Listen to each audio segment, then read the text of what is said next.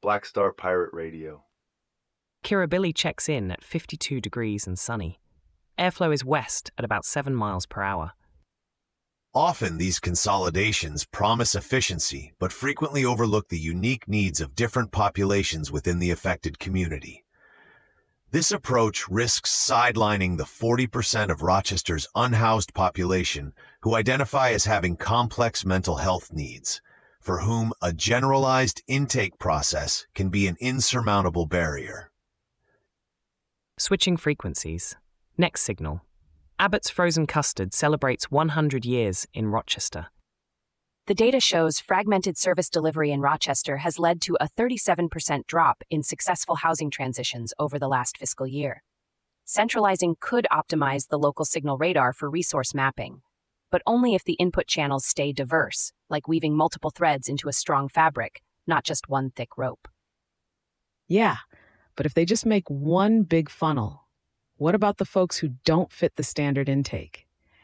You gotta build with multiple access points, not just one choke point.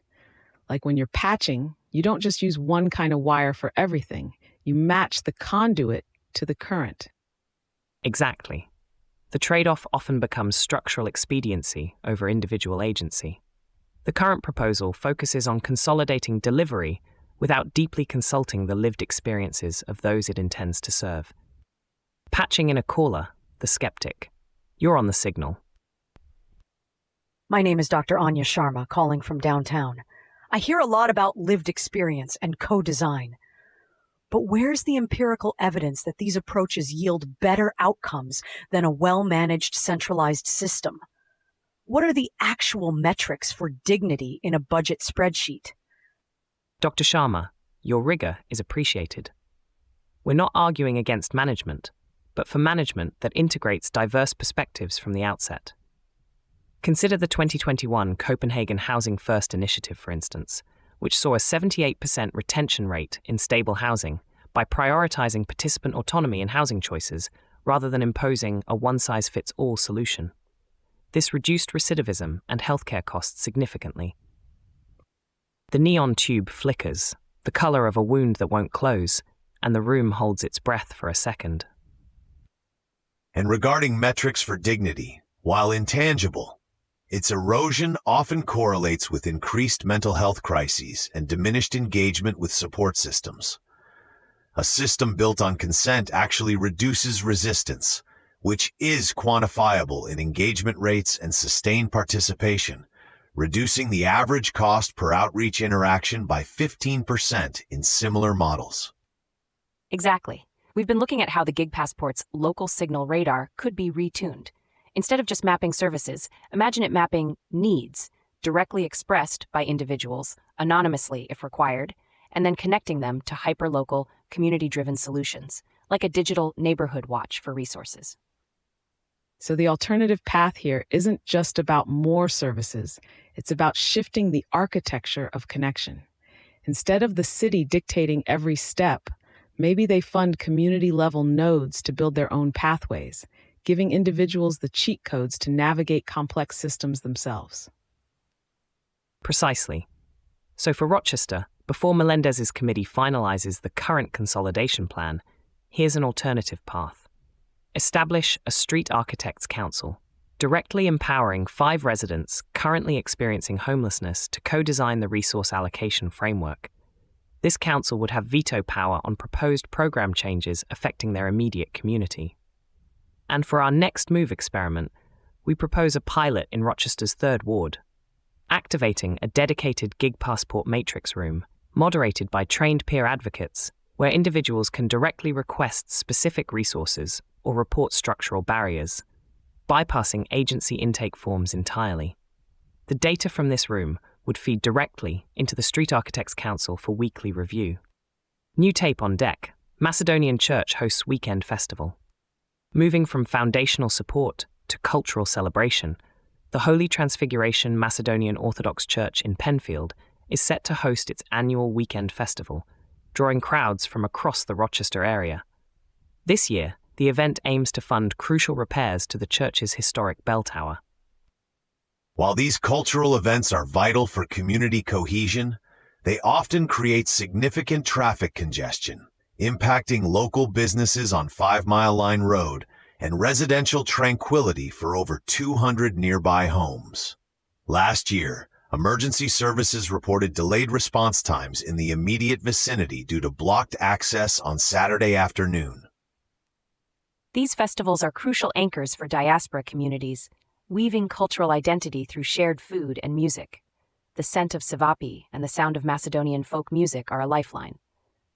But the lineage of these gatherings also includes communal responsibility, like shared parking lots with the Penfield Public Library that were underutilized last year, or staggering event times to ease local flow, a practice common in larger European festivals. If you're designing a community event, you don't just consider the main stage. You think about the flow of the entire map. What if the church partnered with local shuttle services, perhaps even Rochester Transit, to offer specific routes from satellite parking at the nearby Penfield High School, turning a traffic jam into a communal journey instead of a bottleneck? We've got someone. Patching in a caller. Go ahead. My name is Ben Carter, calling from Penfield. I appreciate the cultural aspect, but what's the actual cost to the town in terms of police overtime, sanitation, and lost business for places that get gridlocked? And who pays for that? The church? Or the taxpayers who just want to get to the grocery store on Saturday? Mr. Carter, your point on municipal resource strain is well taken. To balance celebration with civic responsibility, here's an alternative path for the Holy Transfiguration Church. Collaborate with the Penfield Town Board to designate 2 satellite parking hubs at nearby public schools, offering free shuttle service using school buses. This would mitigate traffic on 5 Mile Line Road, and the town could offer the bus usage as an in-kind donation, offsetting police overtime with reduced traffic management needs. As our next move experiment, we propose the church, in partnership with Penfield Central School District, implements a cultural commute pilot program this year. For every 5 attendees using the shuttle, the church commits to donating 1 bell tower repair brick in their name to the school's arts program, creating a direct, visible link between community support and cultural preservation. Same dossier, new angle. Keep the thread tight. A century of operation demonstrates incredible brand resilience, but also highlights the challenge of staying relevant across generations.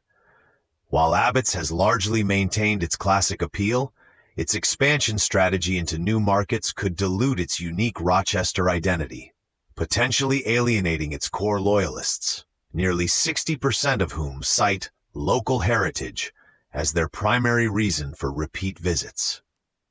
Abbott's isn't just a dessert, it's a shared memory, a rite of passage for countless Rochesterians, linking childhood summers to grandparent visits. It's a flavor passed down much like family recipes. The question isn't just about expansion, but how to ensure its cultural narrative, its story of place, travels with it without losing its soul, like a cherished family heirloom passed through generations, its value in its provenance. In game design, you don't just level up by adding more content, you deepen the lore. What if Abbott's, instead of just expanding its physical footprint, focused on creating hyper-local, limited edition flavors tied to specific Rochester neighborhoods or historical events, like a Genesee River Bend Black Raspberry, making each scoop a piece of local storytelling? Lines open. My name is Sarah Chen, calling from the South Wedge. I love Abbott's, but honestly, it's pretty pricey for everyday indulgence. How does a 100-year-old institution stay accessible to all Rochester families, not just those who can afford a regular treat? Are they considering community pricing or partnerships to ensure everyone can taste a piece of that history? Ms. Chen raises a vital point about access and shared heritage. For Abbott's, an alternative path to celebrating their 100th year could involve creating a centennial custard fund. This fund would subsidize free scoops for children participating in Rochester youth programs, like those at the Boys and Girls Clubs, ensuring every child, regardless of economic background, experiences this local tradition. As our next move experiment, we propose Abbott's partners with the Rochester Public Library System for a Read and Scoop summer program. For every 5 books a child reads and logs at any RPL branch, they receive a voucher for a free mini scoop.